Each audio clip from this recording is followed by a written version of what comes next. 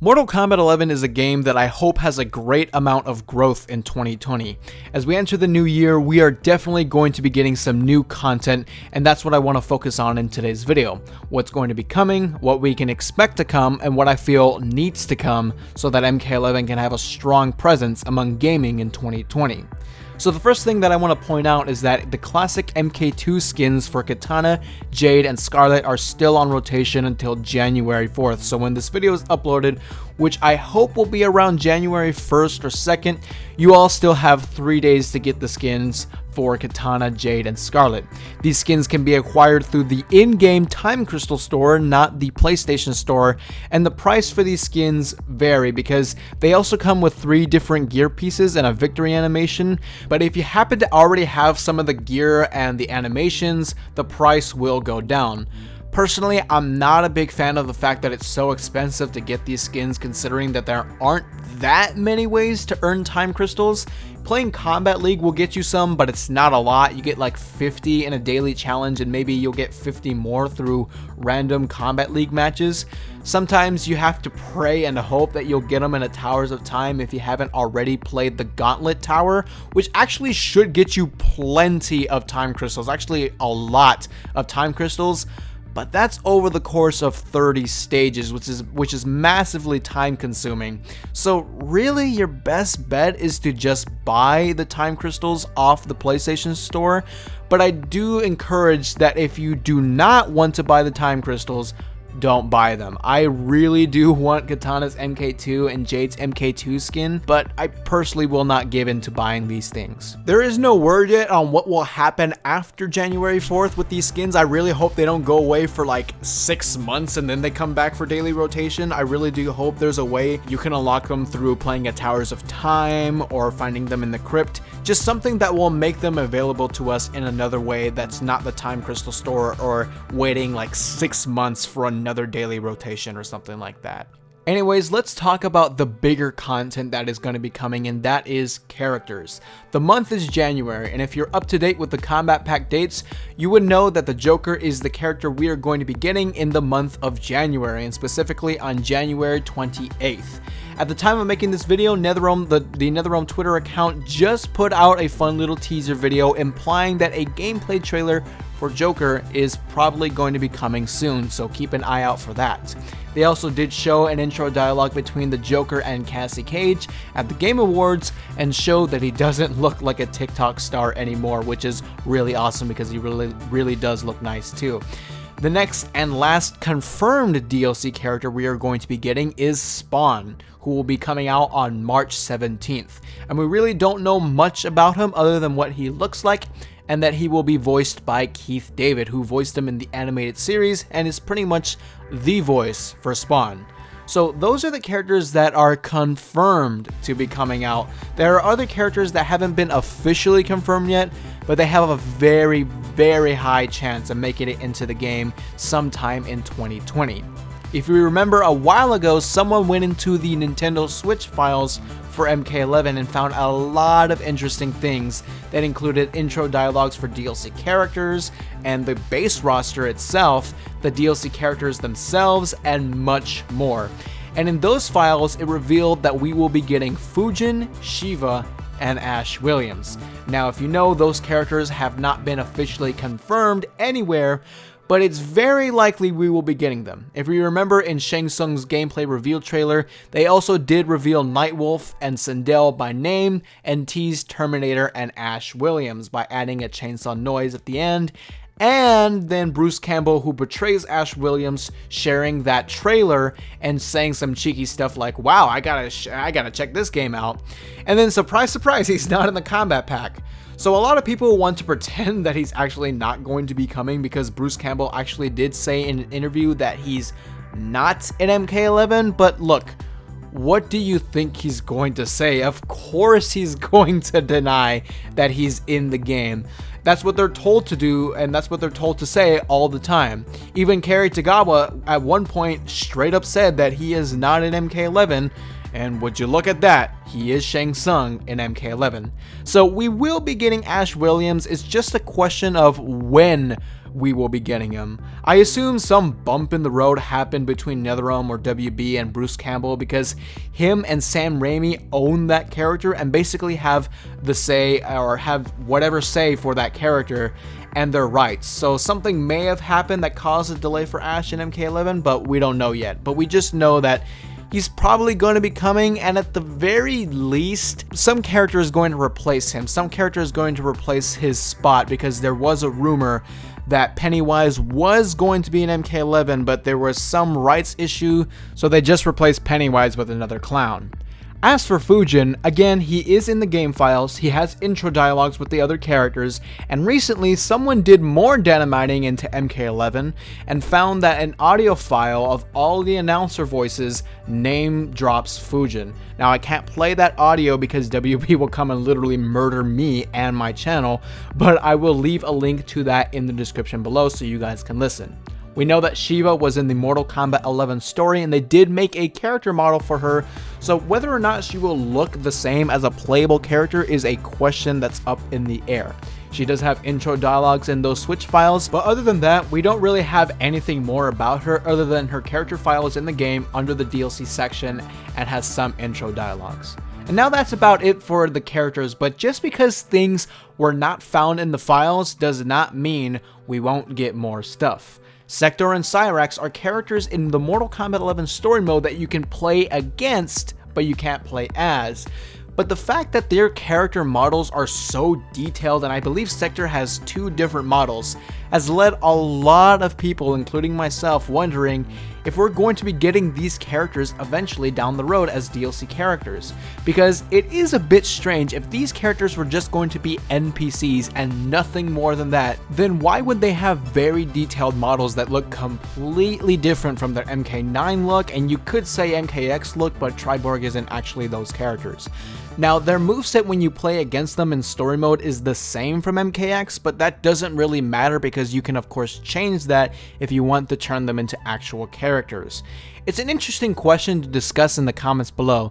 Do you think we will get Sector and Cyrax eventually as DLC characters? I think there's a really good chance, but I don't want to say yes or no completely. Now, will these characters be included in the form of a Kombat Pack 2?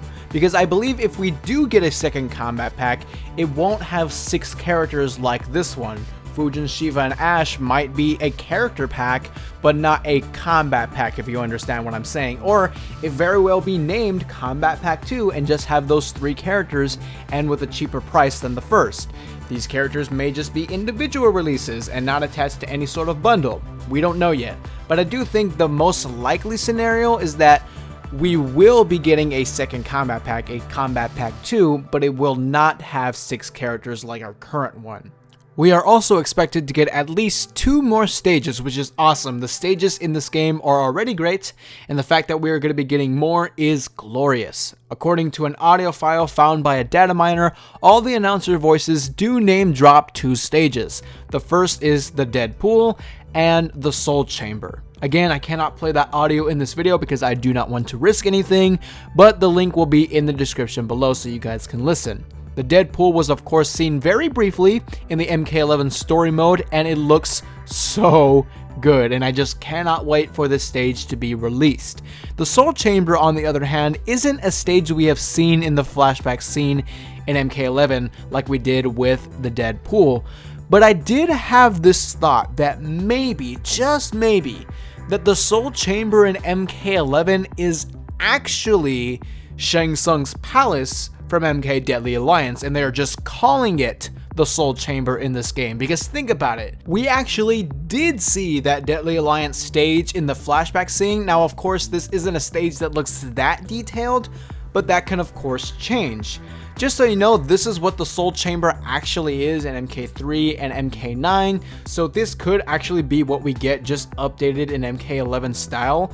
But I wouldn't count out the possibility that the stage may actually be Shang Tsung's palace from Deadly Alliance, just with a different name, because technically you can call it a soul chamber because it has souls, it has a collection of souls, and it's in a place. You can call it a soul chamber, but we don't know. We actually also do not know when these things are going to be released, but we just know that we're probably going to be getting them eventually. Moving on to some online stuff. Kombat League is of course the ranked mode in MK11, and if you get to certain ranks, you get certain rewards like different pieces of gear and skins for different characters. Now recently, NetherRealm started doing crypt events where you can actually unlock some of the gear found in Kombat League in the crypt for free if you haven't already unlocked those gear pieces by playing that mode.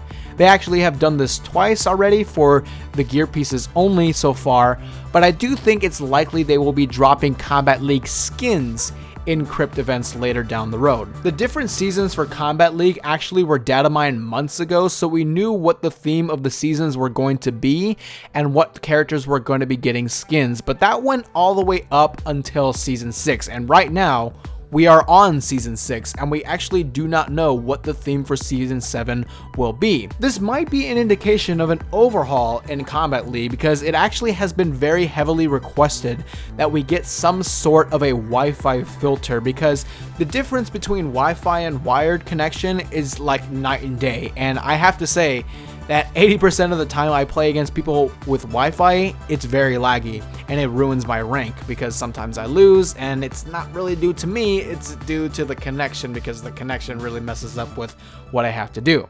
I do believe that NetherRealm will be working on this because it's not something they really have commented on. Even if they were not going to do it, they would have said something by now that kind of implied that, you know, we just can't do it, or it's a little bit difficult to do. They haven't said anything, just like they did with the MKX netcode. They kind of just let it be as it is until they were actually ready to announce their netcode overall. So the same thing could be happening with a Wi-Fi filter. On the subject of online, NetherRealm recently just implemented crossplay for the game between Xbox One and PS4 players. The feature is currently in beta mode and can only be played in casual matches. There is no word on when it will be fully implemented into the game and in all modes, or if PC, Nintendo Switch, and now Google Stadia players will be included in this crossplay feature. There is an option to turn it on or off, so if you don't want to risk laggy matches, you're all set, which also could be an indicator of a possible Wi-Fi filter coming in the future. But sometime in 2020, crossplay will be fully implemented into MK11. The PS5 and the Xbox Series X will be coming out in late 2020, and of course, there's going to be a period where the developers will support both systems for their games, but eventually, we have to think, is MK11 going to be re-released for those consoles? It is confirmed that both consoles will be backwards compatible with Xbox One and PS4 games, so I don't expect there to be any ports of MK11 like there was for Injustice 1 for the PS4. So the question really is if we are going to be getting a re-release for the game or an entirely new game from NetherRealm, which very likely won't be this year, so we don't really have to think too much on that. Lastly, let's talk about gameplay. When the game was coming out, NetherRealm revealed that the tournament mode will not allow custom variations, and instead there will be presets. This got a lot of people angry because the game was heavily marketed as a customizable kind of game and make your character as your own. And now you can still do that, but just not in tournament mode. NetherRealm, however, did say they will be adding more variations to the characters in tournament mode, and so far they have only added a third one for every character. So it is expected that we will get maybe a fourth one and a fifth one sometime in 2020. NetherRealm have also said they will be exploring the possibility of custom variations in tournament mode in the future. And well, we are in the future now, so it's very possible that 2020 MK11 will be fully customizable, but we will just have to wait and see. A lot of people I've seen in my comments and on Twitter have said that this game feels stale and there needs to be some sort of change done to the game to make the game feel a little bit more fun. I personally do not really feel stale when I play MK11, but that's mainly due to the fact that I one-trick Liu Kang, and he really is fun to play, so I don't really feel the same as others, but I'm not going to say that is how the game is. Right now, if I'm being honest, I really can't accurately identify the major problems that people have with this game and how I believe that can be fixed. So I will probably make another video in the future addressing this issue once I really have studied this issue, but for now I would like your help and tell me what are your problems with MK11's gameplay and what makes it feel stale to you. Or if you're fine with how the game is, just let me know in the comments below, since it'll help me study this issue. So what do you hope to see in MK11 for 2020? Do you hope to see more characters than the ones that were leaked? Do you want more stages than the ones that were leaked? Or do you want more skins, or whatever you want? Just let me know in the comments below.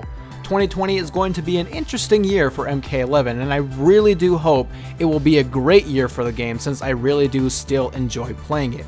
If you enjoyed this video and want to see more Mortal Kombat content, make sure to leave a like down below and subscribe to the channel. I'll see you all soon.